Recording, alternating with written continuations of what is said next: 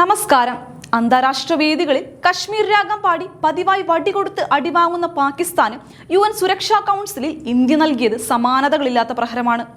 സ്വന്തം രാജ്യത്തെ ജനങ്ങൾക്ക് ഒരു നേരം വെച്ച് വിളമ്പാൻ ഗതിയില്ലാത്ത കടക്കെണിയിലും പട്ടിണിയിലും മുങ്ങിത്താഴുന്ന ഇസ്ലാമാബാദ് ഭരണകൂടം ആഗോള ശ്രദ്ധ നേടാൻ നടത്തിയ വില കുറഞ്ഞ നയതന്ത്ര അഭ്യാസങ്ങളെ ഇന്ത്യ അവിടെ വെച്ച് തന്നെ അറുത്തുമാറ്റി. ഇന്ത്യയെ അന്താരാഷ്ട്ര തലത്തിൽ ചെറുതാക്കി കാണിക്കാൻ പാകിസ്ഥാൻ കാണിച്ച വെപ്രാളത്തിന് നരേന്ദ്രമോദി സർക്കാരിന്റെ വിട്ടുവീഴ്ചയില്ലാത്ത നയതന്ത്ര നിലപാടുകൾ ഉയർത്തിപ്പിടിച്ച് UNലെ ഇന്ത്യയുടെ സ്ഥിരം പ്രതിനിധി പർവതനേനി ഹരീഷ് നൽകിയ മറുപടി ലോകം കയ്യടിയോടെയാണ് കേട്ടത്. രാജ്യാന്തര സമൂഹത്തിന് മുന്നിൽ ഇന്ത്യയെ പ്രതിക്കൂട്ടിലാക്കാൻ നോക്കിയ പാക് പ്രതിനിധികൾക്ക് നയതന്ത്രത്തിന്റെ യഥാർത്ഥ അർത്ഥവും അതിരുകളും പഠിപ്പിച്ചു കൊടുക്കുകയായിരുന്നു ഭാരതം ചെയ്തത്. UN സുരക്ഷാ കൗൺസിലിൽ അന്താരാഷ്ട്ര സമാധാനത്തെക്കുറിച്ച് സംസാരിക്കാൻ കിട്ടിയ വേദിയെ മുഴുവൻ സ്വന്തം ഇടുങ്ങിയ രാഷ്ട്രീയ ലാഭത്തിനായി ദുരുപയോഗം ചെയ്യാനാണ് പാകിസ്ഥാൻ ശ്രമിച്ചത്. സ്വന്തം രാജ്യത്തെ ആഭ്യന്തര പരാജയങ്ങളിൽ നിന്നും രാഷ്ട്രീയ അസ്ഥിരതകളിൽ നിന്നും ജനങ്ങളുടെ ശ്രദ്ധ തിരിക്കാൻ അന്താരാഷ്ട്ര വേദികളിൽ വിഷം തുപ്പുന്ന പാക് തന്ത്രത്തിന്റെ ആയുസ് പക്ഷേ മിനിറ്റുകൾ മാത്രമായിരുന്നു. ചരിത്രപരമായ വസ്തുതകളെ വളച്ചൊടിച്ച് ഇന്ത്യക്കെതിരെ വ്യാജ പ്രചാരണം നടത്താൻ നോക്കിയ പാകിസ്ഥാന്റെ മുഖം മൂടിയാണ് UNൽ പൂർണ്ണമായും അഴിഞ്ഞു വീണത്. UN ചാർട്ടറിന്റെ ചട്ടങ്ങൾ ഉയർത്തിപ്പിടിച്ച് ഇന്ത്യ നടത്തിയ കൃത്യമായ വിശകലനം പാകിസ്ഥാന്റെ നയതന്ത്ര ചരിത്രത്തെ തന്നെ പിച്ച് ചീന്തുന്നതായിരുന്നു. മാറിയ ആഗോള രാഷ്ട്രീയ സാഹചര്യങ്ങളിൽ പതിറ്റാണ്ടുകൾ പഴക്കമുള്ള UN പ്രമേയങ്ങൾക്ക് യാതൊരു പ്രസക്തിയുമില്ലെന്നും താൽക്കാലിക തുണ്ടുകടലാസുകൾ കാട്ടി ഭാരതത്തെ ഭയപ്പെടുത്താമെന്ന് കരുതേണ്ടതില്ലെന്നും ഇന്ത്യ ആവർത്തിച്ച് വ്യക്തമാക്കി. കാട്ടിലെ തടിയും തേവരുടെ ആനയും എന്ന മട്ടിൽ ആഗോളവേദികളെ സ്വന്തം രാഷ്ട്രീയ അജണ്ടകൾക്കായി ഉപയോഗിക്കുന്ന പാക് രീതി ഇനി നടപ്പില്ലെന്ന കൃത്യമായ മുന്നറിയിപ്പാണ് ഇന്ത്യ നൽകിയത്. ഭാരതം ലോകവേദികളിൽ വികസനത്തെക്കുറിച്ചും ഡിജിറ്റൽ വിപ്ലവത്തെക്കുറിച്ചും സാങ്കേതിക മുന്നേറ്റങ്ങളെക്കുറിച്ചും സംസാരിക്കുമ്പോൾ പാകിസ്ഥാൻ ഇപ്പോഴും ഭൂതകാലത്തിലെ ഇല്ലാത്ത പ്രമേയങ്ങളിൽ തൂങ്ങിപ്പിടിച്ച് നിലവിളിക്കുകയാണ്. യഥാർത്ഥത്തിൽ പാകിസ്ഥാന്റെ ഇപ്പോഴത്തെ ഈ നെട്ടോട്ടത്തിന് പിന്നിൽ കടുത്ത നിരാശയും അസൂയയുമാണ്. ജമ്മു കാശ്മീരിൽ ഇന്ത്യ നടപ്പാക്കിയ വികസന പ്രവർത്തനങ്ങൾ ലോകം അംഗീകരിക്കുമ്പോൾ അതിനെ ചെറുക്കാൻ കഴിയാത്ത പാപ്പരത്തമാണ് അവർ പ്രകടിപ്പിക്കുന്നത്. ആർട്ടിക്കിൾ 370 റദ്ദാക്കിയതിനു ശേഷം പ്രധാനമന്ത്രി നരേന്ദ്രമോദിയുടെ നേതൃത്വത്തിൽ ജമ്മു കാശ്മീരിലുണ്ടായ വികസനവും സമാധാന അന്തരീക്ഷവും ഉൾക്കൊള്ളാൻ ഇസ്ലാമാബാദിന് കഴിയുന്നില്ല. ഒരു കാലത്ത് പാക് സ്പോൺസേഡ് വിഘടനവാദവും കല്ലേറും ഭീകരവാദവും നിത്യസംഭവമായിരുന്ന കശ്മീർ ഇന്ന് ഇന്ത്യൻ ജനാധിപത്യ പ്രക്രിയയിലെ വിനോദസഞ്ചാരത്തിന്റെയും കോടികളുടെ ആഗോള വ്യവസായ നിക്ഷേപങ്ങളുടെയും പുതിയ ഉയരങ്ങൾ കീഴടക്കുകയാണ്. G20 ഉൾപ്പെടെയുള്ള അന്താരാഷ്ട്ര യോഗങ്ങൾക്ക് കശ്മീർ മണ്ണ് ആതിഥേയത്വം വഹിച്ചപ്പോൾ തന്നെ പാകിസ്ഥാന്റെ നെഞ്ചിടിപ്പ് ഇരട്ടിയായതാണ്. തങ്ങൾ കാലങ്ങളായി അതിർത്തി കടത്തിവിട്ട് പോറ്റി വളർത്തിയ ഭീകരവാദം കശ്മീരിൽ വില പോവില്ലെന്ന് അവർക്ക് ബോധ്യമായി കഴിഞ്ഞു.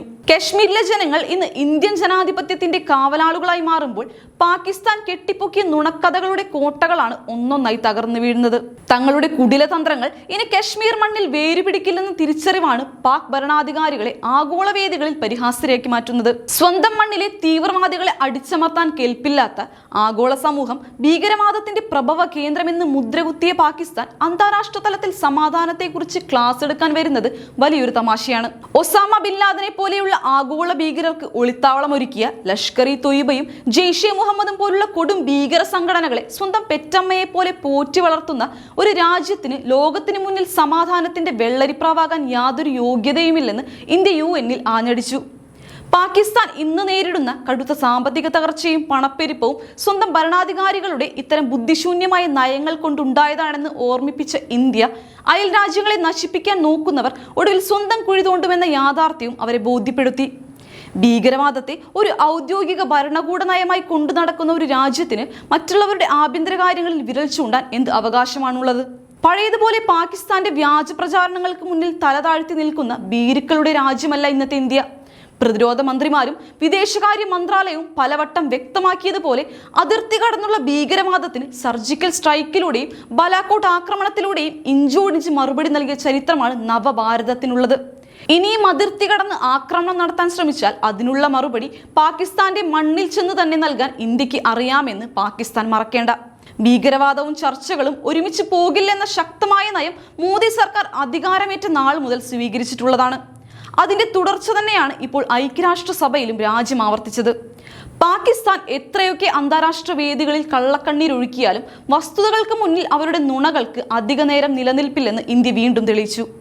ഒരു വശത്ത് പാകിസ്ഥാൻ IMAFന്റെ മുന്നിലും ലോകരാജ്യങ്ങളുടെ മുന്നിലും ഭിക്ഷാപാത്രവുമായി ക്യൂ നിൽക്കുമ്പോൾ മറുവശത്ത് ഭാരതം ലോകത്തിലെ ഏറ്റവും വലിയ 5ാമത്തെ സാമ്പത്തിക ശക്തിയായി കുതിച്ചുയരുകയാണ്. ചന്ദ്രനിലും ചൊവ്വയിലും പതാക നാട്ടിയും ഡിജിറ്റൽ ഇൻഫ്രാസ്ട്രക്ചറിൽ വിപ്ലവം സൃഷ്ടിച്ചും ലോകത്തിന് തന്നെ മാതൃകയാകുന്ന ഒരു രാജ്യത്തെയാണ് കേവലം രാഷ്ട്രീയ ലാഭത്തിന് വേണ്ടി പാകിസ്ഥാൻ കടന്നാക്രമിക്കാൻ ശ്രമിക്കുന്നത്. ഒരു ആണവരാജ്യം എന്ന് സ്വയം മേനി നടിക്കുമ്പോഴും പട്ടിണിയും പരിവട്ടവുമായി ജീവിക്കുന്ന ജനങ്ങളെ ഓർത്ത് ലജ്ജിക്കുന്നതിന് പകരമാണ് അവർ ഇന്ത്യക്കെതിരെ തിരിയുന്നത്. സ്വന്തം ഭരണഘടനയും ജനാധിപത്യവും സൈന്യത്തിന്റെ ബൂട്ടിനടിയിൽ അമർന്നു പോകുന്ന പാക് രാഷ്ട്രീയ വ്യവസ്ഥയ്ക്ക് കശ്മീരിലെ ജനങ്ങൾ ജനാധിപത്യപരമായി തങ്ങളുടെ അവകാശങ്ങൾ വിനിയോഗിക്കുന്നത് കാണുമ്പോൾ ഉണ്ടാകുന്ന ഒരുതരം ചൊറിച്ചിൽ മനോഭാവമുണ്ടല്ലോ, അത് സ്വാഭാവികമാണ്. കശ്മീരിനെ ഇന്ത്യയിൽ നിന്നും അടർത്തി മാറ്റാമെന്ന പാകിസ്ഥാന്റെ കപട മോഹങ്ങൾക്ക് മേൽ മോദി സർക്കാർ അടിച്ചുറപ്പിച്ച ആണിയാണ് ആർട്ടിക്കിൾ 370 റദ്ദാക്കൽ.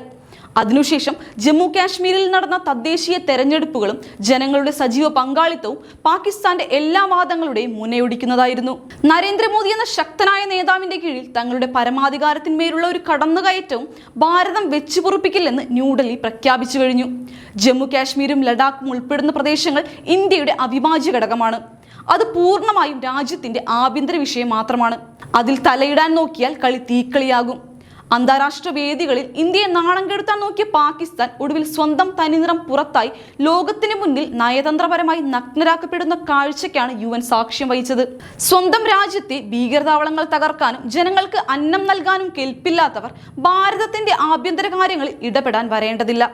ഭാരതത്തിന്റെ പരമാധികാരത്തിന് നേരെ ഉയരുന്ന ഏത് കൈയും അവിടെ വെച്ച് തന്നെ വെട്ടാൻ നവഭാരതത്തിന് മടിയില്ലെന്ന ശക്തമായ സന്ദേശമാണ് UN വീണ്ടും മുഴങ്ങിക്കേട്ടത്. ആഗോളവേദിയിലെ ഇന്ത്യയുടെ ഈ സിംഹഗർജനം പാകിസ്ഥാന് വരും നാളുകളിലും വലിയൊരു തിരിച്ചടിയായിരിക്കുമെന്നതിൽ തർക്കമില്ല. ഓരോ അന്താരാഷ്ട്ര ഫോറത്തിലും ഭാരതത്തിന്റെ ശബ്ദം കൂടുതൽ ശക്തമാകുമ്പോൾ പഴയ അജണ്ടകൾ ആവർത്തിക്കുന്ന പാകിസ്ഥാൻ പൂർണ്ണമായും ഒറ്റപ്പെടുകയാണ്. വികസനത്തിന്റെയും സമാധാനത്തിന്റെയും പാതയിൽ കുതിക്കുന്ന ഇന്ത്യയെ തടയാൻ ഒരു കപട പ്രചാരണങ്ങൾക്കും കഴിയില്ലെന്ന് UN ഈ പോരാട്ടം അടിവരയിടുന്നു.